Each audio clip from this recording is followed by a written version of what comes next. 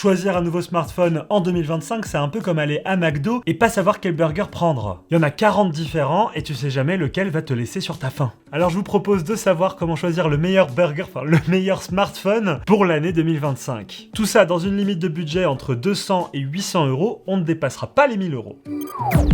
Allez, on commence avec du Xiaomi. À 200 euros, je vous propose le Redmi Note 14 4G. Je parle bien de la version 4G puisque la version 5G est plus chère et je voulais vraiment un smartphone qui soit juste en dessous de 200 euros, donc à 199 euros. Et je suis certain que vous avez peut-être pas besoin de la 5G à tout prix, la 4G fait encore du bon travail chez nous en France. Le Redmi Note 14, c'est un bon smartphone d'entrée de gamme. Il s'adresse à ceux qui ont un petit budget et qui cherchent un téléphone fiable. Alors attention, moi je vous conseille ce smartphone seulement et seulement si vous avez un usage simple de votre smartphone. Les réseaux sociaux, les consultations de mails, aller sur internet. Alors vous allez peut-être me dire, ouais, il a rien d'exceptionnel quoi. Oui, mais à ce prix, il en offre beaucoup. Il a une batterie de 5000 mAh qui va lui permettre de tenir environ une journée et demie facile selon votre usage. Il est plutôt bien fabriqué au vu de son prix, vous n'aurez pas forcément l'impression d'un smartphone super cheap. Et il a un écran qui, selon nos mesures, est bien calibré. Donc si vous regardez des vidéos, que ce soit sur YouTube ou du Netflix, les couleurs ne seront pas trahies. Alors après, pour l'écran, on est sur une dalle LCD. C'est une technologie qui est plutôt à l'abandon sur les smartphones, puisque aujourd'hui, tous les smartphones, en général, passent à l'OLED, qui offre des meilleurs contrastes et des meilleurs rendus de couleurs. Mais même en faisant ce compromis du LCD, Xiaomi ne se moque pas de ses consommateurs, puisqu'il propose quand même une expérience fluide en 120 Hz sur l'écran. Après, ce smartphone, il a forcément des défauts. On pourra retenir une charge qui n'est pas très rapide, faudra vraiment attendre plus d'une heure pour pouvoir atteindre les 100%. La qualité photo qui fait le taf quand on est en plein jour et qu'on utilise le capteur principal, mais dès qu'on passe en basse lumière ou qu'on veut photographier des trucs un peu techniques, ça sera plus compliqué. Et bon, je vous ai dit qu'il était bien construit, mais il n'empêche que le design, il est un peu daté. Donc si vous êtes sensible à ça, c'est peut-être pas le meilleur smartphone pour vous. Après, si vous en foutez du design, bah go, foncez. Allez, smartphone suivant, je vous propose le Poco X7 à 250 euros. Ce smartphone, pour moi, il s'adresse aux gens qui veulent un smartphone pas cher, mais qui propose certains aspects de smartphone premium. Sa spécificité, c'est sa performance. Il est vraiment plus puissant que tous les autres smartphones du même prix. Il flirte vraiment avec le haut du panier du milieu de gamme. En plus de ça, il propose un écran OLED 120 Hz. Donc pour moi, ce smartphone, il s'adresse vraiment aux gens qui aiment bien faire du jeu vidéo, que vous soyez ado ou utilisateur un peu plus exigeant, mais tout ça dans un prix contenu. En plus de ça, il y a un modèle avec un dos en simili-cuir, donc niveau design, il se démarque. Et je pense que c'est rassurant niveau solidité. Ce smartphone, il propose une étanchéité IP68, ce qui fait qu'il ne craint pas l'eau si jamais il y a des accidents. Après, il y a toujours des points négatifs sur ce genre de smartphone, et là, ça va se trouver à l'allumage. C'est simple, Poco, ils ont fait des partenariats avec toutes les applications du monde et donc vous avez beaucoup d'applications préinstallées. C'est pas ouf comme expérience de pas choisir les applications qui sont installées lorsqu'on allume son smartphone. Faudra passer un peu de temps à tout supprimer si ça vous saoule. Et aussi, ne vous faites pas avoir par leur communication autour des fonctionnalités d'intelligence artificielle, on les cherche encore.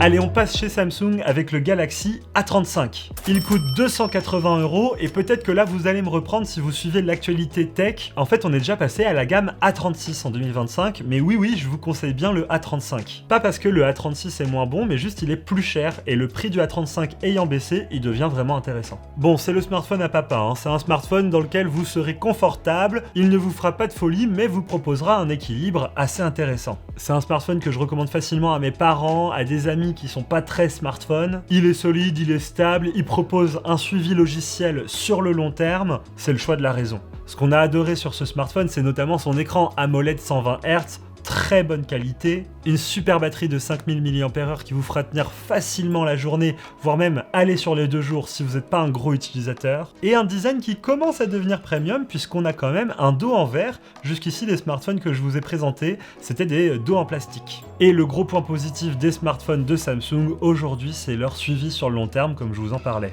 Sur ce smartphone, Samsung a proposé 4 ans de mise à jour complète. Alors là, il en restera plus que 3, hein, étant donné que le smartphone est sorti l'an dernier. Mais c'est un gage de qualité et savoir qu'on va tenir son smartphone pendant au moins 3 ans, franchement, c'est une bonne nouvelle, non? Au niveau des défauts, moi, il y a un truc que j'aime pas. Alors vous le voyez, il a comme 3 appareils photo, mais en réalité, il y en a que 2 qui sont utilisables, l'ultra grand angle et le grand angle. Le troisième, c'est pas un zoom comme sur les Galaxy S, c'est un capteur macro qui ne sert vraiment à rien. Après, la qualité photo, elle est bonne, surtout sur le grand angle. L'ultra grand angle c'est un peu moins bon, mais on retrouve un peu la patte Samsung sur les photos. Allez, smartphone suivant, pour 350 €, je vous propose le Nothing Phone 3A. C'est un peu le smartphone des anticonformistes, ceux qui ne veulent plus des designs un peu chiants des smartphones aujourd'hui. Avec ses LED à l'arrière et son interface un peu minimaliste, pour moi il s'adresse soit aux geeks, soit aux personnes un peu arty. Il va pas briller en tout, mais il a du style et surtout il a des vraies qualités comme un super zoom en photo. Il propose un vrai zoom optique x2 et franchement c'est hyper remarquable, surtout quand on fait des photos en portrait. À ce prix-là, ça n'existe quasiment jamais, donc si vous êtes plutôt amateur de photos, ce Nothing Phone 3A il est intéressant. Niveau performance, c'est un smartphone qui fera un peu tourner tout avec son Snapdragon 7S Gen 3 et j'aime sa prise en main avec le châssis en aluminium, ça fait premium. Par contre, on retrouve un dos en plastique. Niveau défaut, à l'opposé du zoom, l'ultra grand angle, il est pas spécialement exploitable, surtout en basse luminosité, c'est à oublier quoi. Et pareil, c'est une marque qui va beaucoup communiquer sur les fonctionnalités IA, ne vous attendez pas à avoir un smartphone ChatGPT, hein. On n'en est pas là. Allez, on passe au smartphone suivant avec le Nothing Phone 3A Pro. Alors pour 120 € de plus que le Phone 3A classique, je peux vous dire qu'on sent la différence. Ce smartphone, pourtant au prix milieu de gamme, donne l'impression d'être un haut de gamme. Tout est bien équilibré, du design à la photo. Pour moi, c'est parfait pour les gens qui cherchent un produit assez original dans son design, mais sans réel compromis. Et quand je vous parle de smartphone premium, il y a plusieurs choses qui me font dire ça. Déjà, le smartphone a un dos en verre, donc ça c'est quand même assez agréable. Il a un vrai zoom périscopique qui est assez impressionnant. Il propose un écran OLED 120 Hz qui est très bien calibré et une bonne optimisation logicielle. L'OS, elle est singulière, hein, je vous montre quelques images, ça ne ressemble pas à d'autres smartphones, mais elle est vraiment sympa et facile à utiliser. Il y a quand même des choses à revoir sur le smartphone, notamment en termes de performance. À ce prix-là, c'est pas le smartphone le plus performant, mais globalement, ça vous suffira largement pour toutes les tâches du quotidien. Si vous faites juste des réseaux sociaux, des SMS et des mails, vous verrez rien. Mais en jeu, ça peut pêcher un petit peu face à la concurrence à ce prix-là. Et puis en deuxième défaut, je citerai la politique de mise à jour de Nothing qui n'est pas à la hauteur des géants de l'industrie comme Google, Samsung ou Apple. Nothing ne va pas suivre ses smartphones en mise à jour pendant 5-6 ans. Nothing propose seulement 3 ans de mise à jour majeure et 4 ans de sécurité. On trouve que c'est un peu faible, il pourrait faire mieux. Après, si vous gardez ce smartphone plus de 3 ans, il sera quand même fonctionnel, mais vous n'aurez pas les nouvelles mises à jour. Allez, on repasse chez Samsung avec le Galaxy A56. Pour 470 €, vous retrouvez celui que je vous ai conseillé tout à l'heure, le A35, mais tout est mieux. Il conviendra facilement à toutes les personnes qui cherchent un smartphone durable avec de bons composants sans tomber dans le haut de gamme très cher. Le A56, il est équipé d'un superbe écran AMOLED 120 Hz, mais très lumineux par rapport à ce que je vous ai montré tout à l'heure. Et puis le design au global, il est soigné avec des matériaux assez premium. Alors on retrouve pas les bordures toutes fines des Galaxy S, mais quand même, quand on le tient en main, on a une sensation de premium.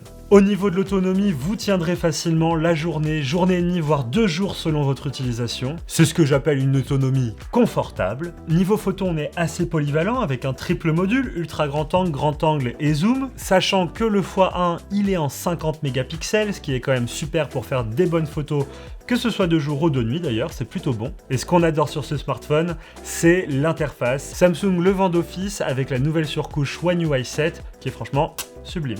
En plus de ça, ils annoncent 6 ans de mise à jour majeure, c'est-à-dire que là, il est sorti il y a quelques mois, et bien il sera encore à jour en 2031, vous vous rendez compte? Enfin, c'est la théorie, Samsung va continuer de déployer des mises à jour, après le matériel va-t-il suivre, la batterie ne va-t-elle pas s'effondrer, ou bien est-ce que vous n'allez pas faire tomber votre smartphone et qu'il va s'exploser en deux? Ça, il y a de grandes chances entre maintenant et 2031 que ça arrive, mais Samsung va continuer d'envoyer les mises à jour, et ça c'est quand même cool. Au niveau des défauts, je dirais quand même qu'on n'est pas sur le smartphone le plus puissant de sa catégorie, pour le même prix, vous pouvez trouver plus puissant, donc si vous voulez jouer à des jeux, faire des choses un peu gourmandes, vous allez voir que parfois il va un peu tirer la langue. Et c'est dommage parce que Samsung sur le haut de gamme, ils sont toujours très généreux niveau puissance. Sur leur gamme un peu moins chère, je trouve qu'ils sont toujours un peu radins. Il n'empêche que c'est un smartphone qui est très équilibré et je vous le conseille si vous aimez l'univers Samsung ou même si vous cherchez un smartphone sans chichi, vous l'avez trouvé.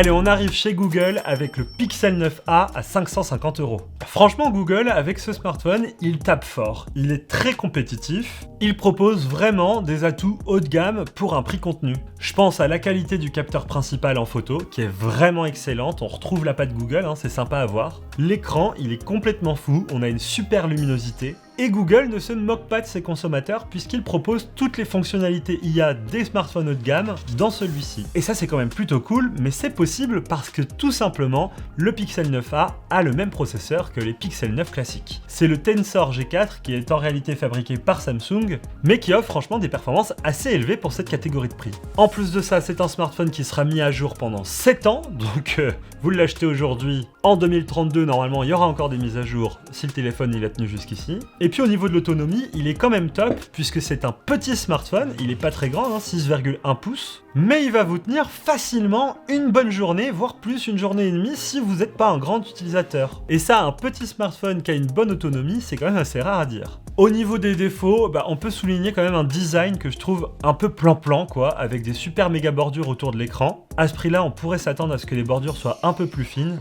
Et un mode nuit en photo qui est moins performant que ce qu'on peut voir sur leur haut de gamme. Et ça nous a un peu déçus. Mais vous inquiétez pas, vous ferez quand même de super photos. Bref, ce smartphone pour moi, il se destine vraiment aux gens qui cherchent un petit format, mais avec de grandes capacités. Allez, on enchaîne, et pour 600 €, je vous propose l'Oppo Reno 13 Pro 5G. En fait, moi j'appelle ça un photophone. Il est endurant et complet. Si vous aimez prendre des photos et faire des vidéos, il est cool parce qu'il est très polyvalent. Je dirais pas que c'est le meilleur rapport qualité-prix de cette sélection, mais c'est un smartphone qui est intéressant puisque pour des utilisateurs qui peuvent être exigeants sur certains aspects, ils s'y retrouveront, vraiment, sans avoir à aller vers un smartphone très haut de gamme et passer au-dessus des 1000 €. Déjà, on a un grand écran de 6,7 pouces, OLED, 120 Hz. L'autonomie, elle est superbe, vous allez tenir facilement une journée et demie, voire 2 jours sans souci, mais surtout avec une charge rapide à 80 watts, et ça, on dit pas non. Le design, je vous laisse juger ce que vous en pensez, mais en tout cas, en main, c'est premium. Le châssis est en aluminium et le dos est en verre. C'est franchement réussi, les finitions sont haut de gamme. Et puis le vrai point positif, c'est la photo, comme je vous l'ai dit. On a ici un triple capteur photo 50 mégapixels, dont un zoom x3,5, et c'est franchement impressionnant. Je vous affiche quelques photos de nos tests à l'image, et vous verrez que les performances en photo sont très bonnes. Et surtout polyvalentes, ultra grand angle, zoom, on a tout.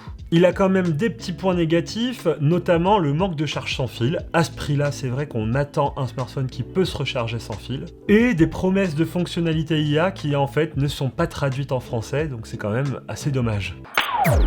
Allez, on enchaîne avec un iPhone. Et oui, l'iPhone 16e abordable, selon Apple, à 720 €. Pour moi, il s'adresse aux fidèles d'iOS qui cherchent l'expérience iPhone sans avoir à mettre 1400 balles dans un Pro Max. Oui, c'est un bon choix, mais c'est pas le meilleur rapport qualité-prix du marché. Pour moi, son avantage, c'est son format 6,1 pouces. On est sur le même format qu'un Google Pixel 9a, avec un écran OLED, mais 60 Hz. Apple, et vous tirez la corde quand même, passez aux 120 Hz, s'il vous plaît. Ses gros points positifs sont simples. L'autonomie, elle est très très bonne. La puissance, excellente, la puce A18 a fait un super travail. Et puis le suivi logiciel d'Apple qui est quand même exemplaire. Tous les iPhones sont quand même des smartphones qui durent dans le temps, et là, la règle ne déroge pas sur cet iPhone 16e. Au niveau des défauts, c'est assez simple, il suffit de regarder le smartphone et son design pour comprendre, il n'y a qu'un seul capteur photo. C'est quand même un manque aujourd'hui. Regardez tous les smartphones que je viens de vous donner, ils avaient tous plusieurs capteurs photo, surtout dans ces prix, et là on n'en a qu'un seul, donc on oublie les zooms ou l'ultra grand angle, on est sur un seul capteur photo de 48 mégapixels, qui est plutôt bon techniquement, on fait des belles photos avec ce capteur, mais il est tout seul. C'est quand même dommage. Et il y a aussi un autre truc qui manque, et ça c'est quand même un truc qu'on aime bien chez Apple, c'est MagSafe. C'est le fait que votre iPhone est aimanté comme ça par un petit cercle pour y mettre des accessoires, etc. Là c'est pas compatible, il n'y a pas les aimants, et c'est franchement étonnant, c'est quand même une marque de fabrique d'Apple aujourd'hui, et ils l'ont pas intégré à cet iPhone. Bref, pour moi cet iPhone, je le recommande à ceux qui viennent d'un iPhone, et qui ne veulent pas sortir de l'écosystème iPhone, et qui n'ont pas forcément le budget ou l'envie ni le besoin de passer un iPhone 16 ou 16 16 Pro. Cet iPhone avec sa puissance, il va vraiment couvrir l'ensemble des besoins de tous les utilisateurs iOS. Donc pour moi, c'est vraiment l'iPhone à choisir dans la gamme des iPhones. Le seul souci, c'est la polyvalence photo, et ça faut le savoir, en vrai, il n'y a que l'iPhone 16 Pro qui offre une vraie polyvalence photo en 2025. Allez, dernier smartphone de cette sélection, le Google Pixel 9 Pro à 800 €. C'est un smartphone compact, 6,1 pouces, mais surtout excellent en photo. Il dispose d'un triple capteur ultra grand angle et zoom x5. Je vous mets des images à l'appui. Franchement, les photos sont sublimes. Ça fait partie des plus belles photos qu'on puisse faire sur un smartphone aujourd'hui. Et j'ajoute même une mention honorable puisque c'est quand même le smartphone qui offre le meilleur rapport qualité de photo prix de très loin. Il faut vraiment aller sur du Galaxy S25 Ultra ou des iPhone 16 Pro Max pour venir rivaliser avec ce smartphone. Et c'est quand même des smartphones qui coûtent quasiment 2 fois plus cher. En plus de ça, c'est un smartphone qui offre 7 ans de mise à jour, un processeur qui est plutôt cool, le Tensor G4, qui est aussi dans le Pixel 9a.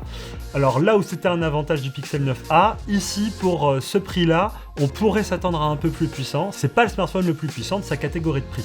Mais vous inquiétez pas, pour l'ensemble des usages sur un smartphone, même des usages avancés, vous ne le verrez pas tirer la langue. Mais si vous voulez jouer à des jeux vidéo qui sont un peu énergivores, ça risque de ramer. Et ce qu'on adore sur le Pixel 9 Pro, c'est son expérience utilisateur, ce que Google appelle la Pixel Experience. C'est vraiment une interface qui est simple à utiliser, assez épurée visuellement, et avec plein de fonctionnalités d'intelligence artificielle qui sont bien intégrées pour le coup, et assez en avance sur leur temps. Au niveau des défauts, parce qu'il y a toujours des défauts sur les smartphones, ça va être côté autonomie. C'est pas le smartphone qui va vous tenir 2 jours d'autonomie. Vous êtes sur un smartphone qui va vous tenir la journée facile, mais vous n'allez pas aller sur 1 jour et demi, 2 jours. Faudra le recharger tous les soirs après avoir passé sa journée. Il va tomber sûrement à 30, 20, 15% selon votre utilisation, mais tous les soirs, il faudra quand même le brancher pour le recharger. C'est un petit rituel à avoir, je suppose que vous l'avez chez vous. Mais c'est tout. Globalement, c'est un smartphone qu'on recommande chaudement. À ce prix-là, 799 €, il est bien vendu parce qu'il était vendu un peu plus cher à sa sortie. Et du coup, niveau rapport qualité-prix, on était un peu chafouin. Mais là, en descendant le prix, franchement, c'est une super offre. Vous pouvez foncer, vous ne serez pas déçus. Voilà, la sélection est terminée. Alors dites-moi, vous, dans les commentaires, lequel de ces smartphones vous intéresse le plus. C'est vrai que moi, à titre personnel, on me demande souvent, attends, Arnaud, tu me conseilles quoi comme smartphone? Et au final, je conseille souvent des smartphones à moins de 800 € et les gens sont étonnés. Ah bon, tu me conseilles pas le dernier iPhone ou le dernier Samsung qui est super cher? Et non, pour moi, le bon budget d'un smartphone aujourd'hui, c'est vraiment entre 500 et 700 € pour avoir un smartphone qui est plutôt complet, avec des bonnes performances et surtout qui prend des belles photos. Et ceux qui veulent vraiment mettre plus d'argent dans leur smartphone, pour moi, c'est des gens qui seront un peu plus exigeants sur des critères très précis comme la photo, la qualité du design ou les performances en jeu vidéo. Donc il y a une chose qui est sûre, c'est qu'en 2025, pour moins de 800 €, vous avez l'embarras du choix. N'hésitez pas à vous abonner à notre chaîne YouTube et même à venir discuter avec nous sur Twitch où on répond à toutes vos questions tous les jours. Sur ce, je vous laisse, vive la technologie, vive les smartphones, ciao.